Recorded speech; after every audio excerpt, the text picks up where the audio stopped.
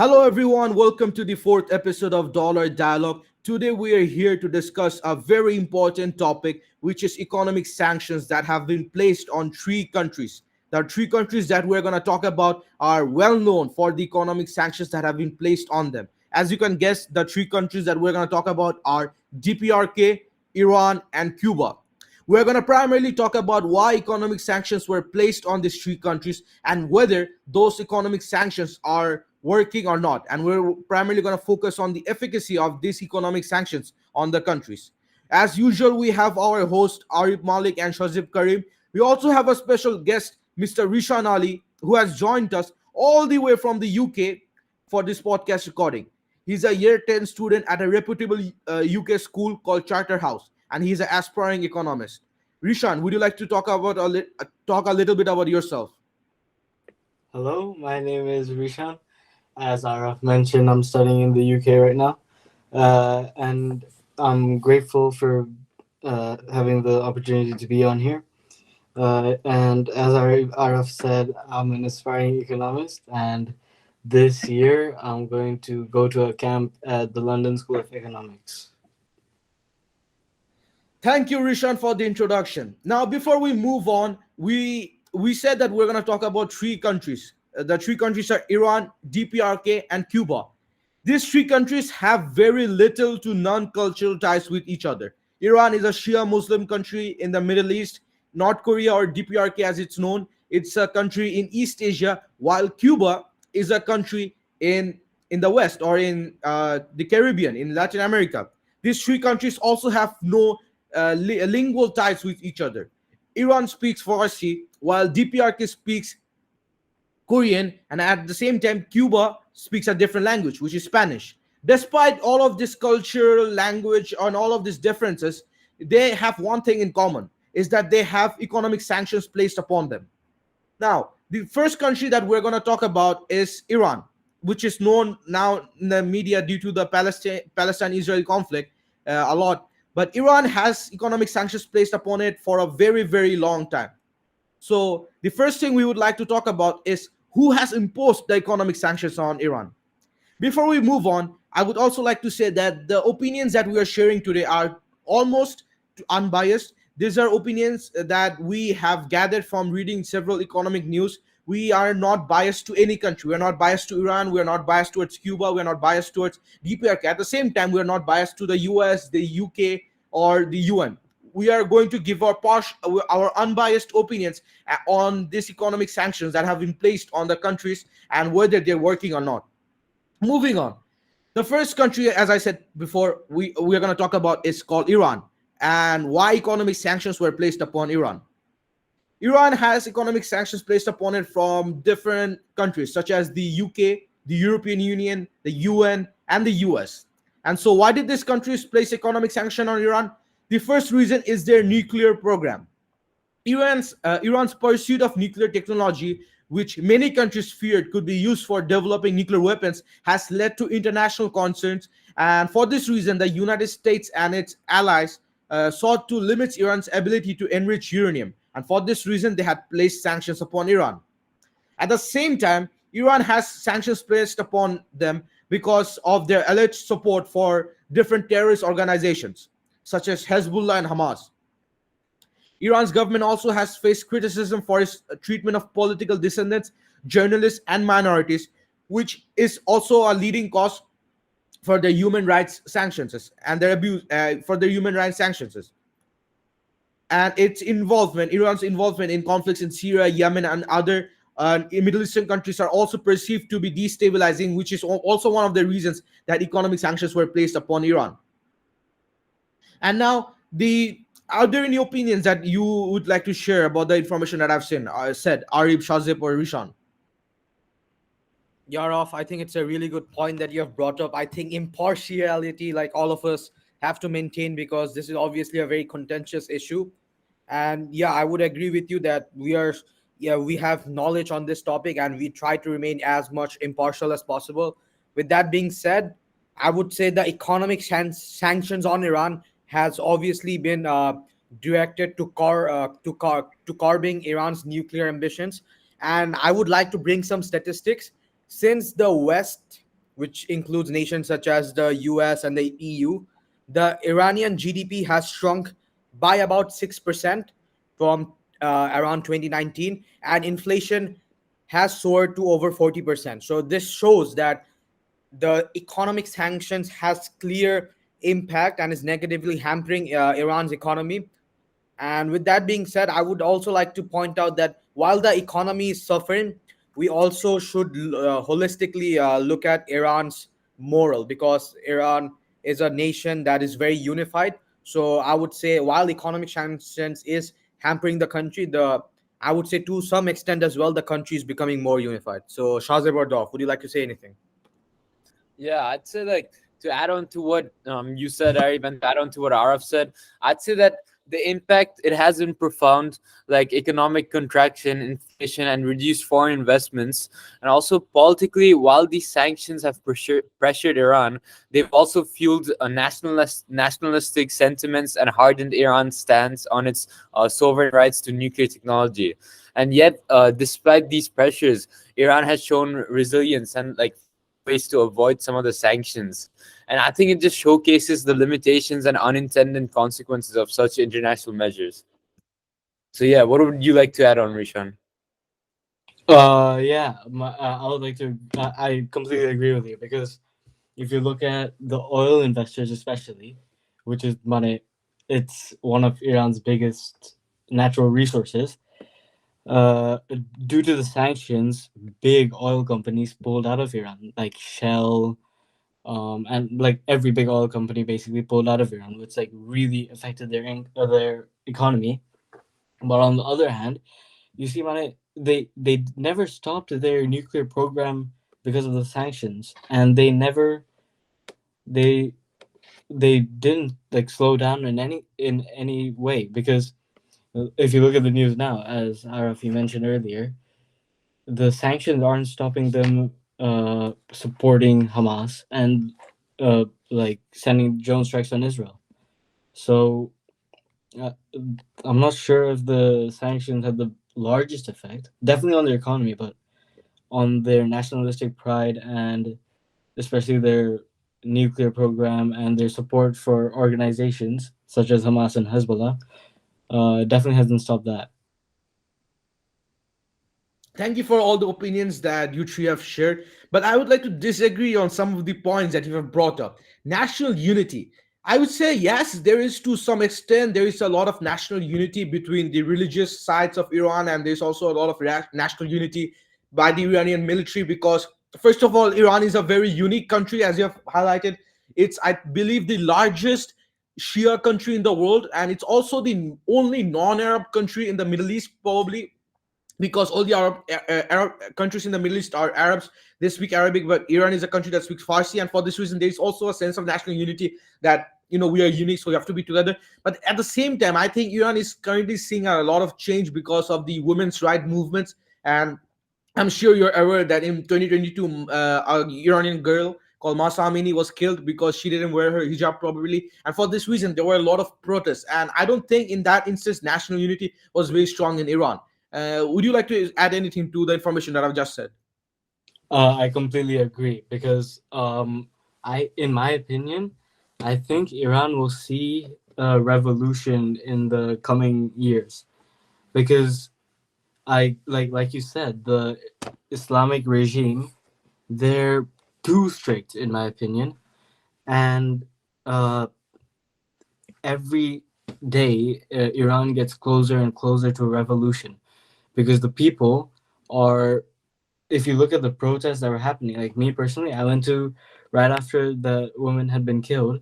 I had gone to a protest in front of the Iranian embassy in London, and there I saw everyone was waving the Shah of Iran flag.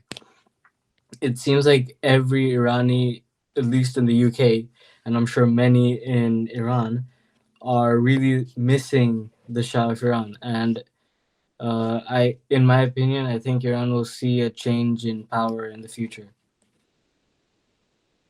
Again, I would like to apologize for my opinions that I'll be sharing now. I also disagree with the thing that you have said that Iran will see a revolution in the future because, First of all, we need to go back a little bit to Iran's history. Iran first saw this Islamic revolution in 1979.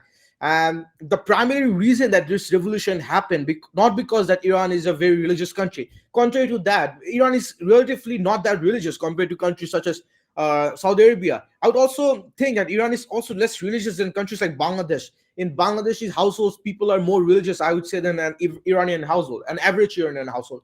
But the reason the 1979 revolution happened is because people were hungry, and people, there were widespread inequality. Then there was no education, people had no roads, and the country was very poor compared to its neighbors.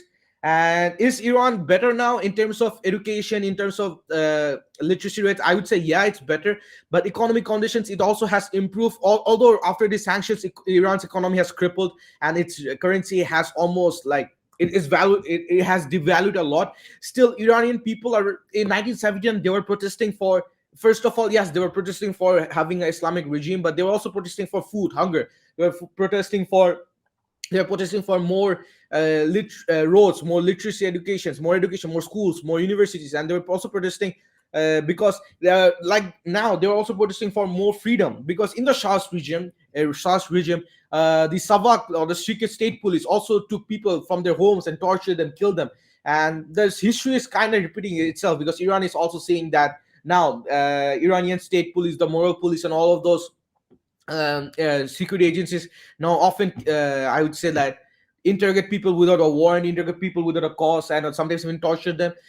So like those things haven't changed in Iran that much. But I would say the way the Iranians are protesting now has changed, because back then in 79, I would say a major cause of their revolution was because they were hungry. The oil wealth that the Shah had wasn't going to the people; it was going to him, his family. And Iran right now, I would say, compared to Shah, the oil well is going to the people a little bit more, not that much as you would expect compared to countries such as the UAE, but it's going still a little bit to people. But I wouldn't say that revolution is going to happen to Iran because of this. Because first of all, in Iranian history, most revolutions happen because people are hungry, people didn't have food, people didn't have jobs. But right now, although Iran is probably in a recession right now, the economy is not doing good. They're not in that extreme level where where they're gonna do something extreme such as a revolution. And as for the things you have highlighted, the people wanting the Shah regime back, and people protesting in the London embassy, in the Iranian embassy in London, I would say it's those Iranians who left Iran in 1979. I think what they want is to go back to the country, and for this reason they are willing to align themselves with views that would allow them to go back to the country. For example, if the Iranian Islamic Revolution is overthrown, obviously they can go back to the country. So I believe that revolution might not be revolution is very unlikely in the future. Are there any opinions to the things that I've just said? Yaraf, I think it's a really good point that you have brought up. I see Rishan's view. Like Rishan has, as he mentioned, he went in front of the Iranian embassy in the UK and protested. And I would say, other than the fact that the regime, the current Islamic regime, is gonna face another revolution, I would also say that the current Iranian authoritarian regime maintains a firm grip on power, and it leverages its extensive security apparatus to suppress any political dissent. And I would also say that currently the morality police, as you have mentioned, and the Iranian Revolutionary Guard Corps, they hold significant cultural influence as well. So they are willing to risk their life to safeguard the regime's interests. And therefore, I would say that it's unlikely that Iran is gonna face a revolution. And in history class, I would say Mr. Spivey had also told us that one of the key things that we need for a revolution is, first of all, hunger, and then we need a group of people who are a group of a large amount of people, because numbers speak volumes. And currently, I would say Iran is not facing any of these issues, which is why I would say it's unlikely. I would agree with you that it's unlikely at this moment in time that Iran is gonna face any revolution. So, Rishan, would you like to, Rishan or Shazeb, would you like to say I anything? would like to add something here. I think there is hunger in Iran, there is poverty in Iran, and there are people who are suffering in Iran. But I would say, compared to 1979, there are less people suffering now. And for this reason, we are not seeing that kind of revolutionary vibes. Because for a revolution to happen, you need a leader. In 1979, the leader was Khomeini. But we don't have a leader right now in Iran who's going to do a revolution. And for this reason, I think revolution in Iran is very unlikely, because we don't have a leader, we don't have a very strong economic reason, hunger. But Shazeb or Rishan, would you like to talk about add anything to it? Yeah, you bring up a very good point about the leader, because now that I think about it, there isn't an actual, like, there isn't a majority group, but the country is very divided, but there isn't a specific group that has the ability to overpower the regime. So I now that I think about it, I agree with you. Because like you have the Kurds, and you have many groups in Iran. Actually, Iran is a very diverse country, and there are many people who are upset with the regime, but they all can't come together with under one leader. Okay, now moving on to the topic of discussion for today, which is the efficacy of economic sanctions on Iran. And the one of to talk about the economic sanctions about Iran, one of the main deals or the main action plan that has to be brought up is the Joint Comprehensive Plan of Action, also known as JCPOA, or also known as Barjam in Farsi. And so, to give a brief summary, what that was, it was Iran nuclear deal. Also, it was known as Iran deal, and it was an agreement on the Iranian nuclear program reached in, I think, I think on it was in Vienna on July 14, I would say, in 2015, between Iran and the P5+1 members, which were the UN Security Council members, China, France, Russia, UK, US plus Germany. And so, what that deal was that under the JCPO Act, Iran agreed to eliminate its stockpile of medium enriched uranium, cut its stockpile of low enriched uranium by 98%, and reduce by about two-thirds the number of its gas centrifuges for 13 years. Basically, in simple words, Iran wouldn't have the ability to make nuclear weapons if it did all of those things. And also, Iran agreed that for the next 15 years, which would be until 2029, Iran agreed to enrich uranium up to only 3.67%. And also, Iran also agreed, I would say, not to build any heavy water facilities for the same time period. Again, not to make sure that they don't build nuclear weapons. And Iran agreed to all of these things, and to also to monitor and verify that Iran was actually complying to all of these agreements. The IAEA, or the International Atomic Energy Agency, also also was given regular access to all Iranian nuclear facilities.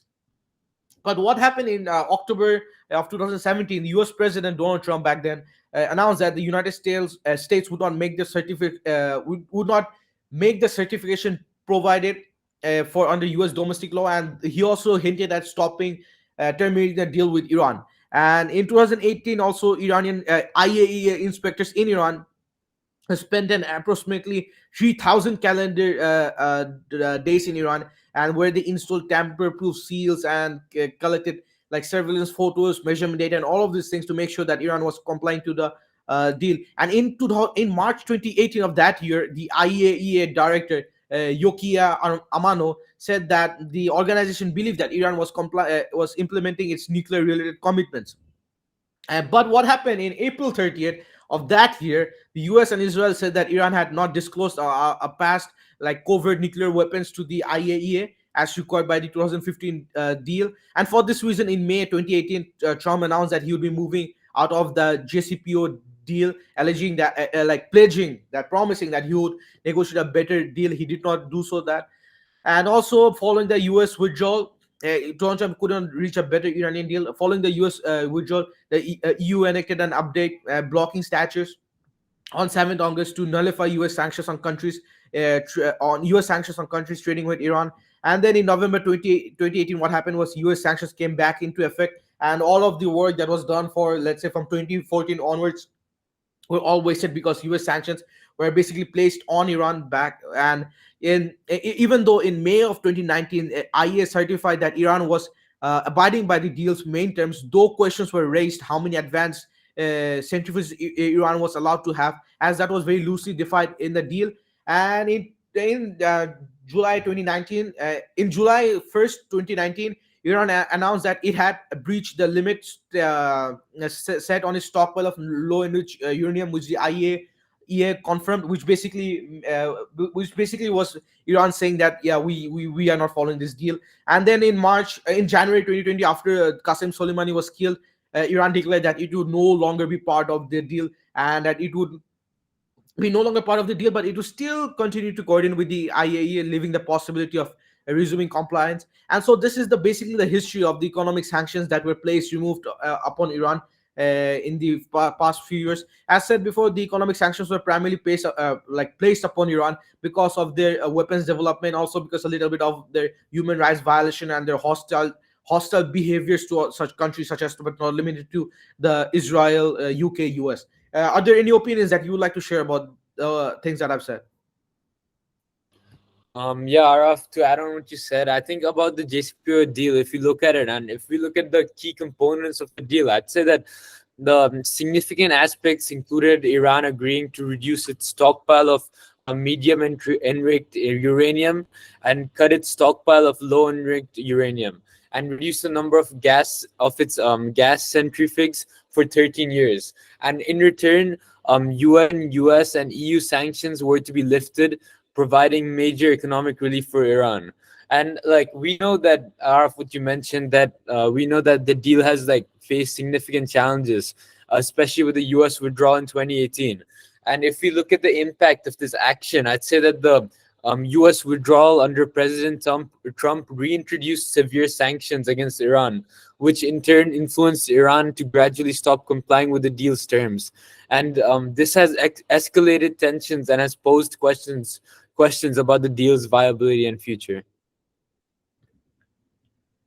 Thank you, Shazeh, for the opinion that you have shared. Now, moving on to the effectiveness of the economic sanctions that have been placed upon Iran. And the first one is obviously economic pressure. I would say that the economic sanctions have worked to some extent because they have weakened Iran's economy, and they have affected key sectors such as oil production, as Rishan has brought up. And for this, and also there are also some behavior modifications in Iran. I would say, like, supporters of the economic sanctions believe that sanctions have modified Iran's regional behavior to some extent, though it's debatable. And some said that sanctions don't work because critics argue that the sanctions have not fundamentally changed Iran's behavior, with the country still continuing to develop or secretly developing nuclear weapons or having nuclear arsenal, and also they continue to support like militant groups such as Hamas and Hezbollah.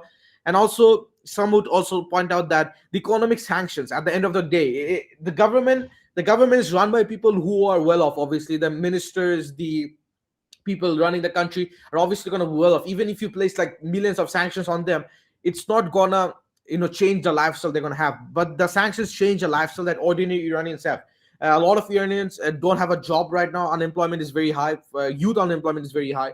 A lot of Iranians don't have jobs, and the currency devaluated in it. The Iranian currency devaluated a lot after the sanctions. And some say that the sanctions work by by making the people suffer more than the people who should actually suffer. For example, the sanctions make the simple people living in Iran suffer more than the people who are in power. And for this reason, the sanctions actually don't work, because they are punishing the Iranian people, because of things that their government does. And so for this reason, many people say that this economic sanctions do not work to a great extent. They work to some extent because Iranian people sometimes protest because of the youth unemployment or those things, and that might change government's behavior. But at the end of the day, it's the people who are suffering, not the government. Are there any opinions that you'd like to add to it?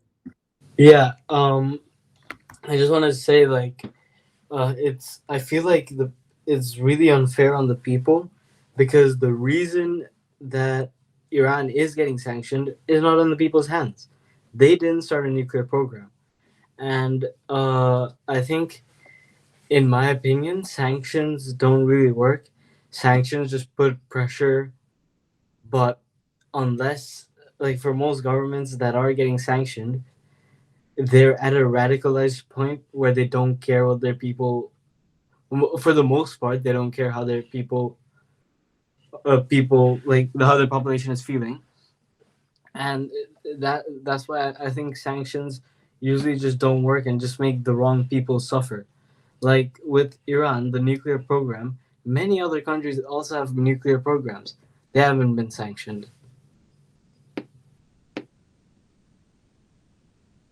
To add on to the thing that Rishan said, that the sanctions don't work because they're making the people suffer. But at the end of the day, what could countries like the US, UK, or the EU do to make sure that Iran doesn't build this nuclear program? And as Rishan also has highlighted, that different countries also have the nuclear weapons, but they're not being sanctioned. But like the thing is that the countries such as the US, EU, and the UK believe that Iran might use its nuclear weapons to harm countries such as Israel, destabilize the Middle East, and all of these things. And for this reason, they're placing sanctions on upon Iran. But that brings a very challenging question for all of us: that what could the US, UK, and the EU do to make sure that Iran doesn't build these nuclear programs, while at the same time making sure that the Iranian people don't suffer? The government may suffer, but the Iranian people don't suffer. What can the US, EU, and all of these countries that have placed sanctions on Iran can do? My opinion on the nukes is, I'm not sure if you know of MAD, mutually assured destruction, but Yes. yeah. So that's if Iran has nuclear weapons, their nearest person, like from obviously evidence of the drone strikes, from what we can assume is that they would use it on Israel if they used it on anyone. But Israel also has unofficially nuclear weapons. So there is already mutually assured destruction. Iran, there is mutually assured destruction in place already. So in my opinion, Iran's nuclear program wouldn't really make a difference except making Iran feel more powerful and resistant to other countries' nukes. Thank you. Your comment actually made me. I realized your comment is very similar to the comment that was said by Mohammed bin Salman bin Abdulaziz bin Abdul Rahman, who is the crown prince of Saudi Arabia, and also I think he's the prime minister also of Saudi Arabia. And he also said the same thing, that when a reporter asked him that whether Saudi should build a nuclear weapon, and he said there is no point in it, because if Iran attacks us with a nuclear weapon, Iran is never going to attack us with a nuclear weapon, because the entire world is going to attack Iran after that. And for this reason, I would say, yeah, mutually assured destruction is one of the things that could work, because if Iran attacks Israel, then the whole world is going to attack Iran. And for this reason, I would say that also works. And so to come back to our question, do our economic sanctions effective? Whether they have been effective with Iran or not? Araf, I would say personally, economic sanctions has not been effective on Iran, because what was the point behind the economic sanctions? The truth is, the point behind those economic sanctions that the US and the UK and other such nations imposed on Iran was to deter Iran's nuclear ambitions and to curb it. But in reality, we have seen, as Rishan has mentioned countless times, in reality, the people have to pay the price for such sanctions, and it hasn't really stopped Iran, because Iran, we have to understand, Iran geographically, it is an isolated place in the it is isolated. It doesn't have too much friends in the Middle East. It is I mean, it is in a, I would say, at a very bad state with Israel and Saudi Arabia to a certain extent. So therefore, I would also agree and echo Rishan's point that the economic sanctions are only effective to a certain extent, because they have shrunk Iran's GDP, but this is not really affecting the top leadership of the Islamic regime. Instead, they're affecting the ordinary lives of the people, which I think is really bad. Shazep, you have been awfully quiet today. Would you like to add anything to the things that Rishan and Arif have said? Yeah, yeah, Araf, I've been waiting to finally say something, and I'd say that talking about how the sanctions have affected Iran, I'd say that personally, I think that the sanctions have severely restricted Iran's ability to export oil, and which is a major revenue resource for its economy. And I'd say that like as we all know, it's led to a significant drop in national income and devaluation of the currency, inflation, and consequently a decrease in the overall living standards of the population. And essential goods have become more expensive and scarce, affecting daily life for many Iranians. And I'd say that this is like what Ari, Araf, and Ari, and you, Araf, and Rishan have already mentioned about this. I'd say that like this cost, like the general population of Iran has been, like the people have been paying for this, and they are the ones who are suffering for this. And I'd say that's why the sanctions are unfair to them. So the conclusion that we have reached based on the conversation is that the economic sanctions have worked on Iran to some extent, because at one hand, the economic sanctions have forced the Iranian leadership to sometimes decrease or work with the US, the EU to make sure to reduce the nuclear stockpiles, which happened during the JCPO Act. But at that same time, it didn't work because the Iranian deal fell apart, and the Iran again started building its nuclear weapons, again started funding militant groups such as Hezbollah and Hamas. And economic sanctions work to some extent because the leadership in Iran also has to think about themselves, because if people don't have food to eat, they're going to also start protesting back. So I would say that economic sanctions work to some extent because Iran doesn't want to make the West too much angry and get more sanctions. So they have kind of calmed down Iran, but at the same time, it's the people who are paying the price. It's the people who are, forced to eat less because of the sanctions that have been placed on the government because of what the government is doing, although they don't have a lot of say in what the government is actually doing. So at the end of the day, the economic sanctions for Iran works to some extent. Now moving on to our second country for today's discussion, which is DPRK.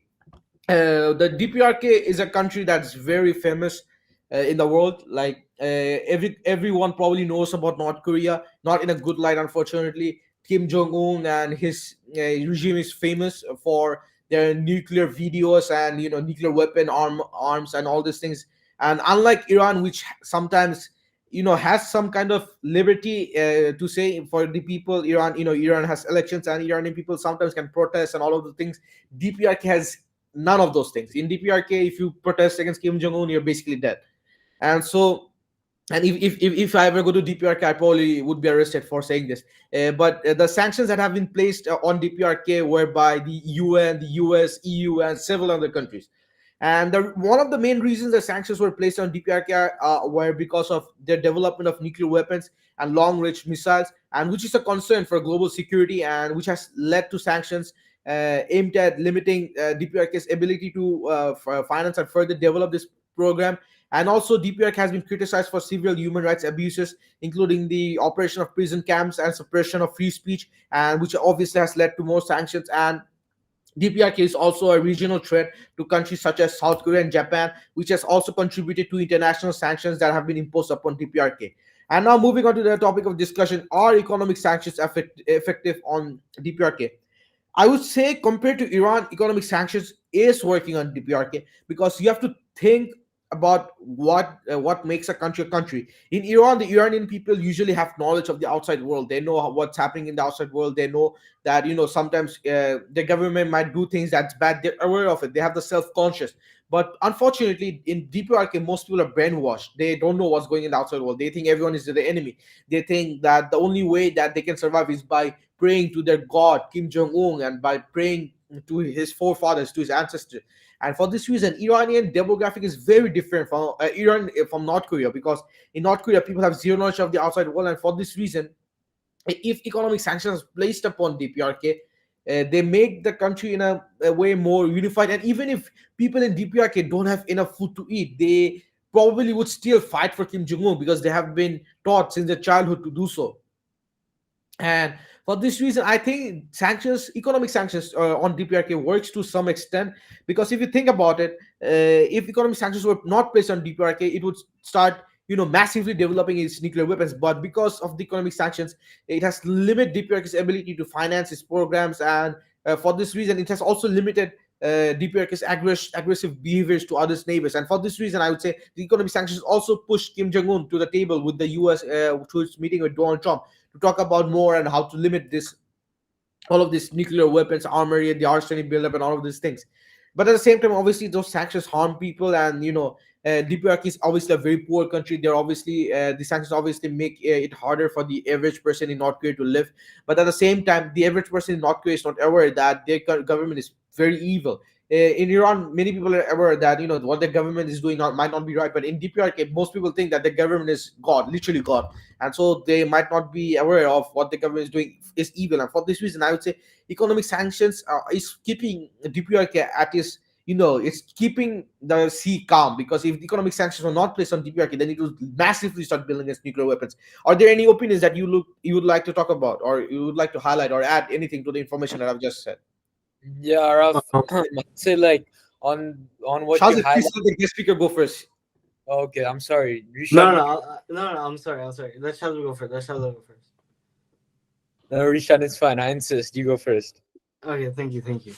I just had a small thing to say. I just wanted to say that similar to Iran, DPRK is similar to Iran in the way that the main people who are suffering are the general population.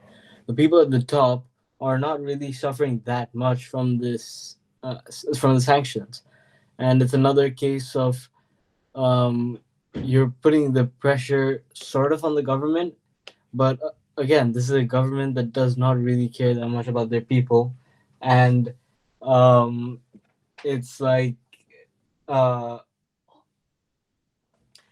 it's sort of making the wrong people suffer. Shazib, would you like to add anything now?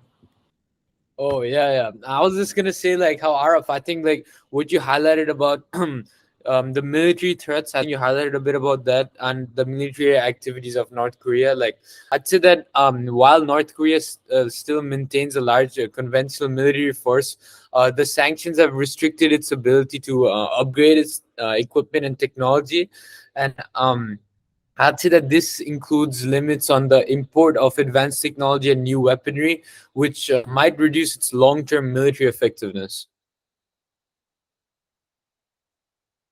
Harib, you also have been awfully quiet today. Would you like to add anything to the information that Rishan and Shazib have said? You're off. Pertaining DPRK, it's a very contentious issue, and I'm glad that I won't be traveling, hopefully, to DPRK anytime soon, because of the stuff I'm about to say. Personally, I would say that the only and the sole reason DPRK has fallen is the reason because Kim Jong Un and his family is very adept and successful at brainwashing the people, which I think, and which is why even during MUN I don't like to represent DPRK, because I personally feel that it is an open air prison, and the reason is because Kim Jong Un, it's a country that is very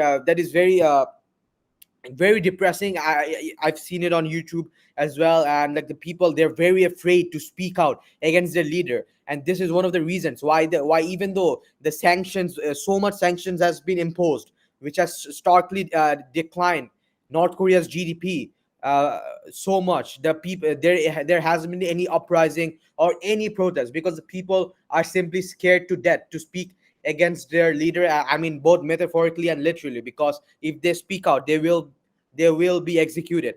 And because of this, even though from 2006 the restrictions were imposed on the UN sanctions were placed on the export of coal, textiles, alongside caps on oil imports. Additionally, the US imposed sanctions restricting financial transactions. North Korea's GDP, even though it has declined so much by 4.1% in 2018, which is the steepest drop since 1997. This shows that even though the country is completely in financial ruins to some extent, the the people have to bear the brunt for it, as Rishan and Shazib has very clearly mentioned before. I have just received a telegram from Shazib saying that he wants to ask Rishan a question. Shazib, go ahead. Yeah, I just like for our guest speaker Rishan to elaborate on in what ways have international sanctions effectively impacted DPRK's nuclear development and international diplomacy efforts. In terms of international diplomacy, they have been forced essentially to meet with the U.S.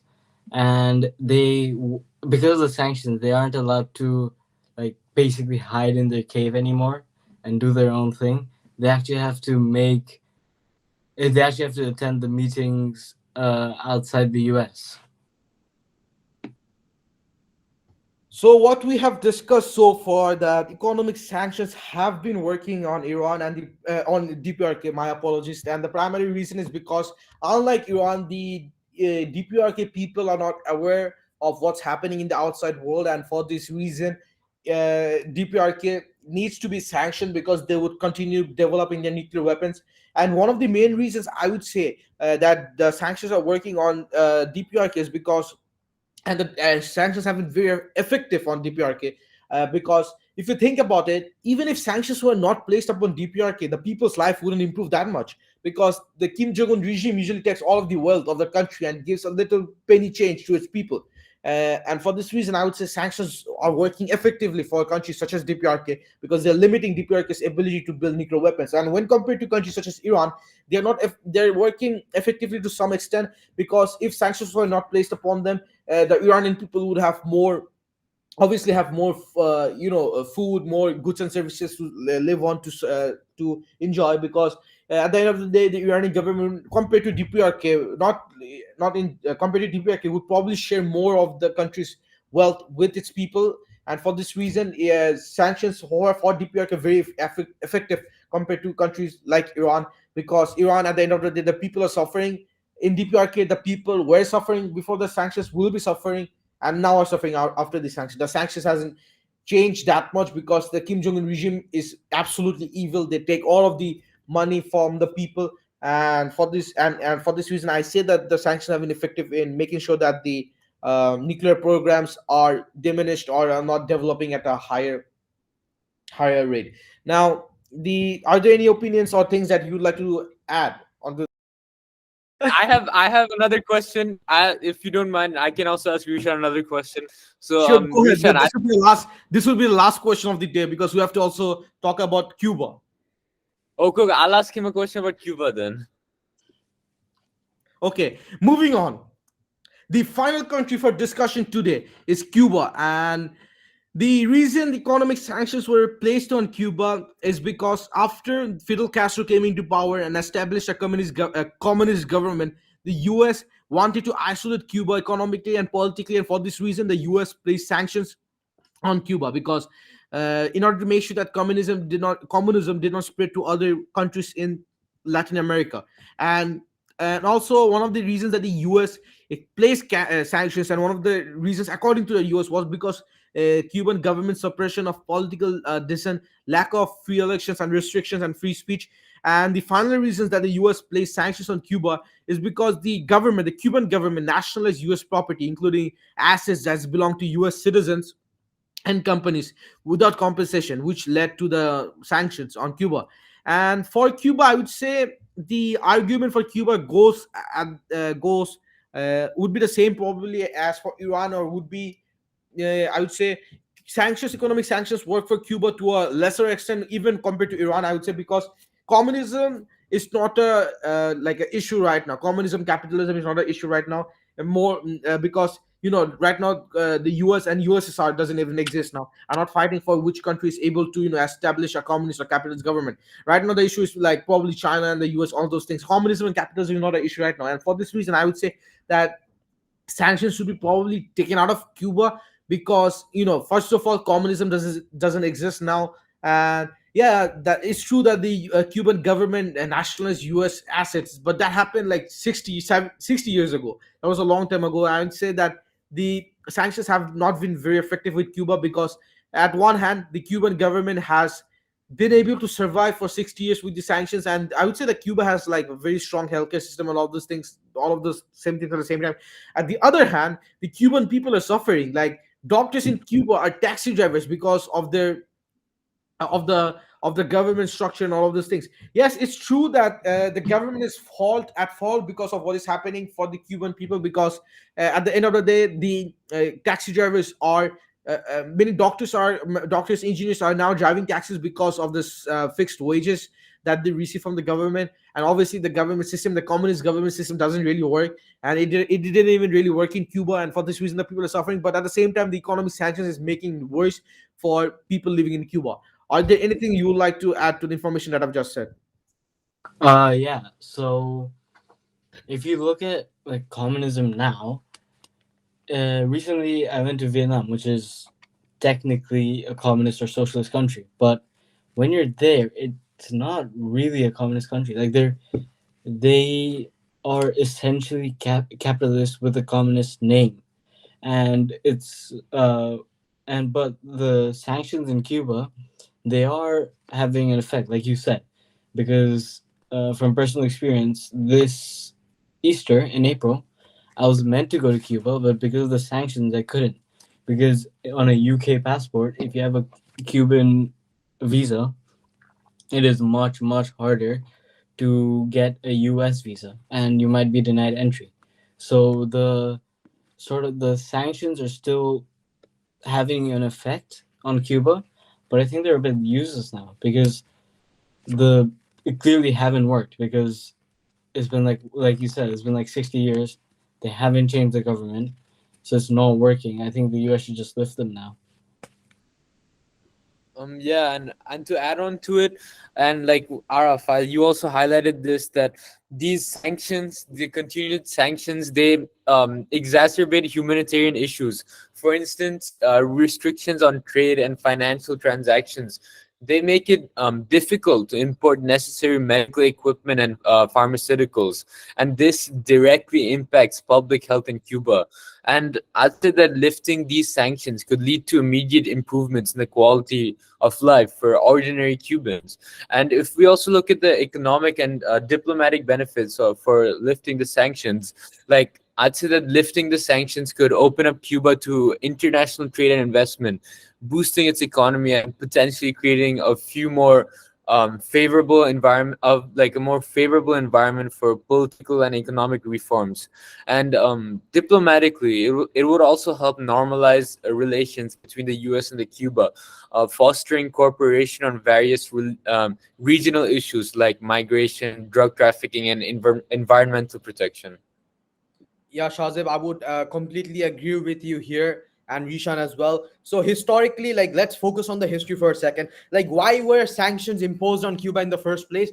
And they were imposed basically by the U.S. In the '60s during the Cold War, and afterwards there isn't really a Cold War anymore, and Cuba isn't really a threat to the US as much, I would say. And the truth is, the sanctions on Cuba historically, even though they have completely, I would say, completely destabilized the Cuban economy, the goal was to initially take Fidel Castro out of power. But that, I would say, like even though there were multiple, even though like there were multiple assassination attempts on Fidel Castro, unfortunate that didn't happen. And this shows that like the ultimate goal was to like deter the Cold War sentiment around the US border, which I completely understand, because you wouldn't want your enemy in your backyard, which is why I sort of agree with the US to impose sanctions on Cuba in the 1960s. And if I were personally the US president, I would do so as well. But now let's look at 2024. Cuba doesn't really Cuba's not really a threat to the US, and therefore I think I completely agree with Shazib. The economic sanctions right now is completely, I would say, completely not required, because Cuba is not really a threat, and its GDP has been consistently low, averaging around 1% annually over the past decade. So this shows that the economic impact is clearly there. Therefore, I would say it's better if the US alleviates the tensions between Cuba and starts fostering economic trade, just like Shazib and Rishan mentioned. I absolutely agree with what the things that I have said. If I were also the U.S. president, I would have also placed sanctions on Cuba in the 1960s because of because the country fell under a communist government, and obviously, if you are the U.S., you would want to make sure that your ideology was being protected, which was capitalism, and I would also have sanctioned Cuba to make sure that communism did not spread to other countries in the Caribbean, in Latin America. But now, obviously, it's not very easy to pull away to take to take off sanctions from countries, economic sanctions from countries, and for this reason, obviously, the US is not able to take economic sanctions of from Cuba, and Cuba is not really a big of a threat right now. Is because communism and capitalism, the conflict doesn't really exist now, and if the sanctions were taken off, the Cuban economy would improve, the Cuban people's lives would improve, and the Cuban government, I would say, right now is also pulling away from communism. It's moving towards capitalism because now they are removing some of those strict capital communist rules that they had before. And so for this reason, I would say that the economic sanctions have not been working on Cuba, because the reason that sanctions were placed was to contain communism. But right now, the conflict between communism and capitalism doesn't exist. Capitalism is the king of the world right now. And so I would say the economic sanctions shouldn't be placed on Cuba, because they don't have any, they don't their purpose has been achieved, which was to make sure that communism doesn't spread. So I would say the economic sanctions is not working in Cuba. Are there any opinions that you would like to highlight or add to the things that I've just said? Yaraf, I would also agree with you here. Like, completely from an impartial point, I think at this moment, at this point in time, there shouldn't be any economic sanctions placed on Cuba. I feel like the government is, as you have mentioned, the government is not really on the communist spectrum. They're more leaning towards the capitalism spectrum, because they have realized that for a nation to grow, I feel like capitalism is one of the best ways for a nation to exponentially grow. So I think Cuba's realizing that, and obviously it's going to be hard for Cuba since they were under the Castro regime for so long. I believe that Fidel Castro died in 2016, so they're still recovering from Castro's absence. I feel like I think Raul Castro is still a very significant political figure in Cuba. But as you have mentioned, the people are starting. I feel like the people of Cuba, like due to technology, I would also say they're starting to realize that the country, like they can improve their country and grow their country if they apply capitalistic sentiments. And because of this, I feel like the general population in Cuba is also a huge factor. And I believe that Shazib also raised your hand. So Shazib, would you like to say anything? No, I would just, if you don't mind, I would just want to ask my good friend Rishan another like interesting question. I know he's very good at history. He's the top of his class in ancient history, and I know he's very good at global politics too. Because he told me he's interested in majoring in doing global politics and IB. So like, Rishan, I just wanted to ask you like, how could lifting the economic sanctions on Cuba positively impact both Cuban society and international relations? International relations with who? The U.S. Yeah, I'm in the US. Obviously, if you look at Cuba geographically, it's a very geopolitically and geographically advantageous point, because they're obviously right near the U.S. So, and the U.S. is obviously a major economic hub, and also for shipping docks, it's in the midpoint between the U.S. and South America, and geopolitically for the U.S. it could be a very advantageous country. And also Cuba has many natural resources, especially fruits, and I think it was Guatemala where the U.S. essentially went to war, sort of, for bananas. So obviously, it's a very big market, and that can cause economic growth in both countries, and just like tourism in general. If the sanctions get lifted, tourism will boom in Cuba, and the main people going to Cuba would be from the U.S. So if the Cuban sanctions get lifted, Cuba would benefit a lot from their tourism economically. Thank you, Rishan.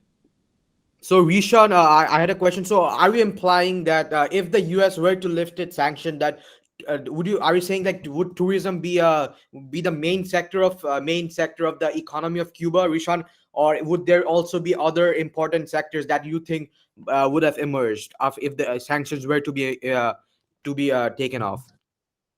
So right now, the main sector in Cuba is their agriculture. As I mentioned earlier, uh, they produce a lot of fruits and vegetables because it's a very tropical country. So I'm pretty sure a large percent, like 20% of their economy, is based on agriculture. So I think the transport of agriculture would benefit a lot, and also yeah, the tourism, because Cuba is has beautiful beaches and it's very famous, right? So I think, uh, especially from Miami, because the opposite usually happens, because when Batista fell, every big Cuban went to Miami. So, and they're very close to each other. It's like a 30-minute flight, 1 hour flight. So I think from Florida, there'll be a lot of flights coming into Cuba, and Cuba's tourism would just boom, their economy would boom. And with tourism, there a lot of doors open. Like shop owners benefit, and hotels, and it works its way up, and tourism can really help a country, but I think agriculture would still be the biggest benefit for Cuba. Thank you for all the opinions that have been shared today. And so, the overall conclusion that we have come to is that the economic sanctions have worked to a great extent on countries such as DPRK, while it has worked to some extent for countries such as Iran. And for as of right now, 2024, it has been working to a lesser extent for countries such as Cuba. And some audience might think, why haven't we talked about Russia? The reason is because Russia is an episode of its own, and we would probably talk about Russia in the future, a little bit about the sanctions that have been placed on Russia. But as of right now, that was what our overall conclusion was. The sanctions have been working to a great extent for countries such as DPRK. It has been working to some extent for countries such as Iran, and it has been working to a lesser extent for countries such as Cuba. Rishan, I would like to thank you again for coming onto our podcast. I know you have joined us all the way from the UK, and thank you. And would you like to share any final words before we leave? um Thank you very much for inviting me. I had a great time coming here. I had a lot of fun talking about our topic, and if you guys want me to, obviously I'd love to come back again. Thank you, Rishan, for Thank you, Risha, for coming to our podcast today. We really enjoyed talking with you, and we'll obviously host you and do another podcast with you in the near future. Are there any final opinions that anyone would like to add before we end our podcast for today? Yaraf, I would like to say like it's been a true. I like personally, I would say like Rishan, like out of the many guest speakers that have come so far, like I'm not trying to like sound biased, but like Rishan, I would say you're probably my favorite because you truly shared very very in depth your opinions about the imposition of sanctions on DPRK, Cuba, and Iran. And obviously, you're very knowledgeable. You have been doing Model UN for a very long time. You're really great at history as well, and you're pursuing economics at a summer camp. So therefore, Rishan, I'm very glad that you could share your opinions today. They're very valuable. I'm pretty sure the audience learned as well, and definitely it would be a pleasure to host you again, Rishan. I'm glad I was useful today. Thank you for the Yeah, praise. yeah, and to add on to what Arif said, like I'd also agree with him. Rishan, you've been my favorite guest so far. This has been my favorite episode so far. Personally, like I've enjoyed talking to you, Rishan, and like just talking to you about this topic. It's helped me learn more, and I've like really enjoyed having these conversations with you. Like I can see how you're such a knowledgeable guy, Rishan. Really, I've known you since sixth grade, and since sixth grade, I know how smart you've been. Like you've always been a top class student, top class person, and I can see how knowledgeable you are. And I've really enjoyed talking to you, Rishan. Thank you, I appreciate it. Okay, so thank you. That was the end of our podcast for today. Thank you for tuning in to our today's episode, which was about the efficacy of economic sanctions on Iran, DPRK, and Cuba. Thank you again, and we hope to see you in our next podcast recording next week. Have a great day. Bye.